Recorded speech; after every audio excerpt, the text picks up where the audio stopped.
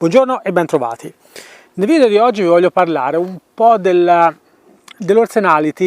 da un punto di vista di detrattori e sostenitori, perché in alcuni casi è stata molto criticata l'Horse,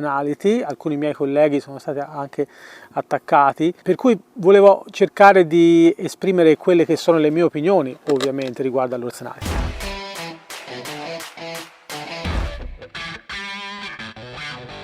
Per chi non lo sapesse,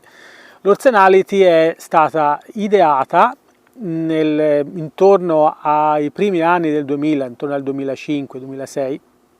dall'allora moglie di Parelli, Linda Parelli, che basandosi un po' su quelle che erano state le ricerche di Jung per quanto riguarda la psiche umana, ha preso alcune informazioni da lì, le ha rielaborate e ha sviluppato questo schema di analisi o di classificazione del carattere dei cavalli.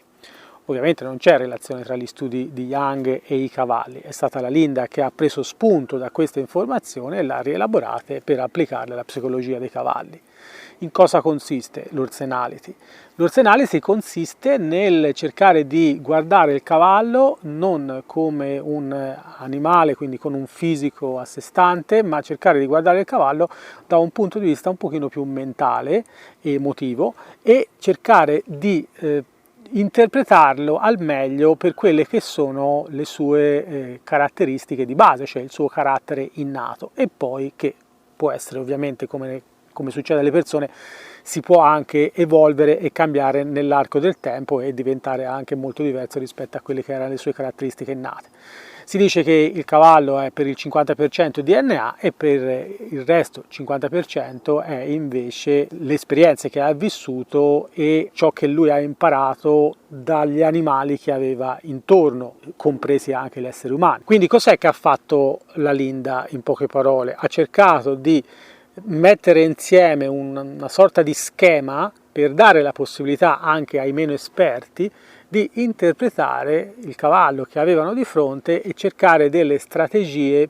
più psicologiche adatte a quel tipo di carattere.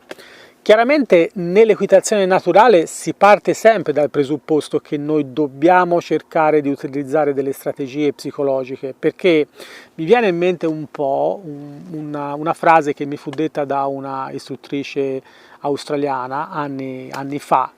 quando feci un corso con lei mi disse: vedi Sergio, noi dobbiamo pensare di essere un po' come dei venditori, no? Dei venditori di idee. Quindi cerchiamo di vendere la nostra idea al nostro cavallo, in modo tale che lui sia convinto di fare una cosa che è la sua volontà che gli dice di farla. È un po' come nel mio passato, io ho avuto un'azienda di informatica per tanti anni e all'inizio non sapevo proprio assolutamente vendere niente, e per cui ho cercato di farmi affiancare da persone più o meno preparate nella vendita, ovviamente, dei prodotti informatici. Quello che ho potuto imparare all'epoca, anche se ovviamente non sono diventato un commerciale, però comunque stando accanto a queste persone ho potuto imparare che bisogna cercare sempre di mettersi nei panni del cliente che abbiamo di fronte, cercare di capire quali possono essere le sue esigenze e da lì cercare di elaborare una strategia di approccio che faccia sì che il cliente ci senta al suo fianco e non di fronte a lui, cioè ci senta come dei consiglieri, qualcuno di cui avere fiducia. La stessa cosa un po' succede con i cavalli, cioè noi dobbiamo, nell'equitazione naturale, quello che noi facciamo è cercare di far sì che il cavallo percepisca la nostra volontà di essere a fianco a lui, quindi non di volerlo dominare, ma di volerlo consigliare, no? Si dice di essere il suo leader, in modo che lui ci prenda un pochino come punto di riferimento, e a quel punto, quando noi gli chiediamo di fare qualcosa, dobbiamo chiederglielo in una forma, in una maniera che per lui sia più naturale farlo, che capisca l'obiettivo, che capisca che ne può percepire un guadagno, ok? Un guadagno magari emotivo, solo di soddisfazione, e in modo che lo faccia più volentieri. Quello è il sunto di tutta l'equitazione naturale è convincere il cavallo che facendo quello che gli abbiamo chiesto noi, non siamo solamente noi a guadagnarci, ma è anche lui a guadagnarci. Ora, è chiaro che questa roba qua, quando noi la spieghiamo a una persona che non ne sa nulla di equitazione naturale, anche se magari 50 anni che va a cavallo, non ne sa nulla di equitazione naturale, è un po' complicata da spiegare e quindi dobbiamo cercare di trovare degli elementi che ci permettano di spiegarla al meglio. La Linda, attraverso lo schema dell'Orsenality, quindi la suddivisione del carattere del cavallo in 4 grandi gruppi, estroversi, introversi, razionali e istintivi, ha cercato di darci una mano in questo, cioè nel cercare di trovare una spiegazione semplice, una forma semplice da dare alle persone che vogliono imparare sta roba qua, per far sì che mettendosi, diciamo facciamo un esempio banale, no? Come se le persone si mettessero un paio d'occhiali e attraverso gli occhiali dell'Orsenality potessero interpretare meglio, più facilmente il cavallo. Tornando a monte, detrattori e sostenitori. È chiaro che come ogni cosa nuova, perché è roba di 10-15 anni fa, ha bisogno di un po' di tempo prima di essere digerita dalla comunità di chi pratica equitazione. Però vi assicuro che ovviamente noi in Europa e in particolar modo in Italia siamo molto indietro per quanto riguarda l'equitazione e quindi fatichiamo un po' ogni volta che arriva qualche informazione nuova a digerirla e a farla nostra. Però vi assicuro per esempio che in competizioni di vario genere, già negli Stati Uniti, anche lo speaker che apre la competizione agonistica o lo show parla già di caratteri del cavallo, anche se magari a volte non li chiamano in maniera precisa Orsenality, però fanno riferimento alla tipologia di carattere che può cambiare. Quindi le basi ci sono, le fondamenta ci sono, c'è poco da fare. E il discorso più che altro che va fatto è che non bisogna prenderla come scusa, cioè l'errore che tante volte gli studenti fanno, anche studenti che sono già avanti nel programma, è quello di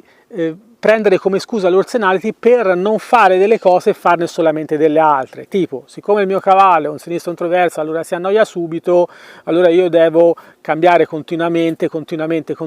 le cose che gli chiedo di fare e non mi rendo magari conto che in alcuni momenti magari non è sinistro introverso ma è destro estroverso e ha bisogno invece di fare più ripetizioni. Oppure una volta mi è capitato una ragazza che dice dopo un anno sono riuscita a far montare il cavallo sul carrello, ma era semplicemente perché io bisogna che vada piano perché lui è destro introverso. Ecco, queste sono scuse, in realtà i cavalli sono super veloci in tutto quello che noi gli chiediamo, se glielo chiediamo nella maniera corretta. Quindi in quel caso lì l'errore che noi facciamo è quello di prendere l'Orsenality come scusa per bloccarci e per dare una motivazione a qualcosa che noi in realtà non vogliamo fare. Magari noi non vogliamo chiedere di più perché abbiamo paura di sbagliare, allora troviamo la scusa dell'Orsenality per non farlo. Quindi quelle sono interpretazioni errate da parte di studenti di basso o bassissimo livello che ancora non hanno capito molto di come funziona un cavallo e di come funziona l'equitazione. Quello invece che è importante, secondo me, è fondamentale, è cercare, e questo in questo momento parlo un po' per chi fra di voi che mi ascolta in questo momento è un detrattore dell'Orsenality, cioè quelli che dicono che l'Orsenality non serve a nulla, che è una baggianata e che è inutile applicarla perché tutti i cavalli sono diversi, oppure perché tutti i cavalli sono uguali.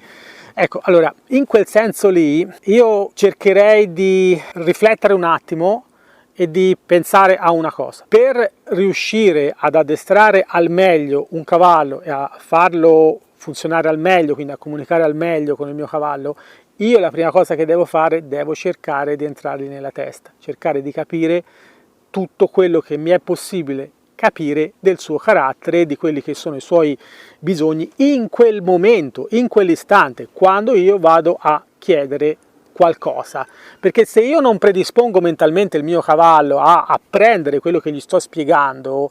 è un problema riuscire a spiegarlo, no? C'è quel vecchio detto che dice non c'è più sordo di chi non vuol sentire. In quel momento, se il mio cavallo non mi sta ascoltando,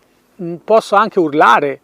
posso anche mettere tutta la pressione che volete, ma non otterrò quello che voglio, cioè che la mia idea diventi la sua idea, cioè che lui apprenda quello che io gli sto spiegando. Quindi in questo senso qua, ogni cosa che mi può aiutare, ogni cosa dico, non solo l'Orsenality, qualsiasi cosa che vi viene a mente, ma che vi può aiutare a migliorare la vostra capacità di interpretazione del vostro cavallo,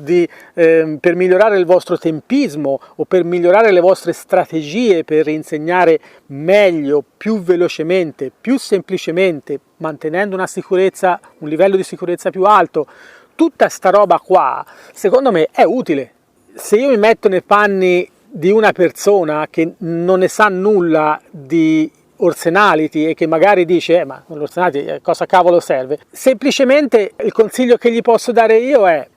pensala come un altro strumento che ti può in determinate situazioni aiutare a migliorarti l'interpretazione che hai in quel momento del cavallo. Se io leggo il mio cavallo meglio, riesco sicuramente a essere più efficace. Che tu faccia equitazione naturale o che non tu faccia equitazione naturale, ogni strumento che mi permette di avere un tempismo maggiore, di essere più efficace, di essere più bravo a comunicare quello che voglio al mio cavallo, va preso in considerazione, anche appunto se si chiama Orsenality e l'ha inventato la Linda Parelli. È fondamentale, secondo me, è una nostra responsabilità, a maggior ragione ovviamente se stiamo cercando di comunicare con il cavallo in una maniera naturale, quindi senza l'uso, ripeto, di coercizione e intimidazione. Molte volte, qui si potrebbe aprire un altro capitolo, un altro argomento per fare un altro video, però molte volte sento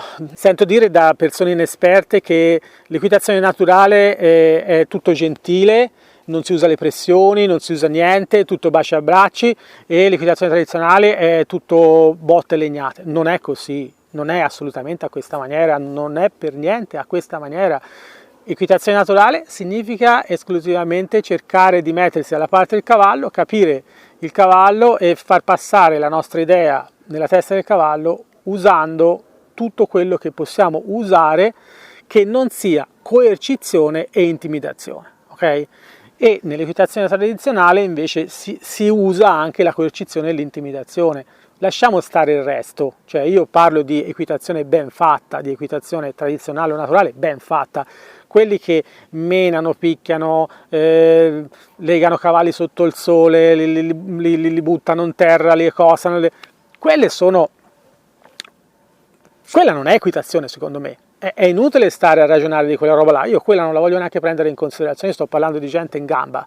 che facciano equitazione tradizionale o che facciano equitazione naturale, entrambi si presume che abbiano l'intenzione di comunicare meglio con il cavallo. E allora perché non utilizzare uno strumento come l'Orsenality per poter leggere al meglio il cavallo che abbiamo di fronte? È chiaro, come tutti gli strumenti bisogna imparare a usarlo, a usarlo bene e non a abusarne. Ad usarlo quando è il momento di usarlo, quando riteniamo opportuno che dobbiamo entrare un pochino più dentro la testa del cavallo. Io spero di aver fatto un pochino luce su questo aspetto qua, perché purtroppo anche di recente mi sono arrivate alle orecchie delle informazioni riguardo a alcuni miei colleghi che sono stati un pochino, passatemi il termine, non presi troppo sul serio quando parlavano di Orsenality, e questo mi dispiace veramente tanto, perché vuol dire rifiutare uno strumento più da tenere nella nostra cassetta degli attrezzi e che ci permette di essere più efficaci con i nostri cavalli. Perché farlo? Non ha molto senso. Quindi se non l'avete ancora fatto in passato, prendete in esame di studiare bene l'Orsenality, approfondite bene tutte quelle caratteristiche di cui parla l'Orsenality e vedrete che ne trarrete sicuramente dei vantaggi. Spero che anche questo video vi abbia dato qualcosa su cui riflettere. Mi raccomando, se non siete ancora iscritti, iscrivetevi, perché a noi ci date veramente una grande mano, ci permettete di portarvi sempre maggiori informazioni, video fatti meglio, e poi ci sono una serie di belle idee che ci sono venute in mente, ma abbiamo bisogno di voi, abbiamo bisogno di far crescere questo canale il più possibile, arrivare il prima possibile alla soglia dei 20.000 iscritti. E niente, se vi è piaciuto il video lasciate un like e noi ci vediamo. in un prossimo video. Wish I could say I was finally over you, but that's not the truth. Everyone always keep falling in love again. The fuck's wrong with them? I don't understand. Maybe it will pass by, someone save me. For I pass out, I'm too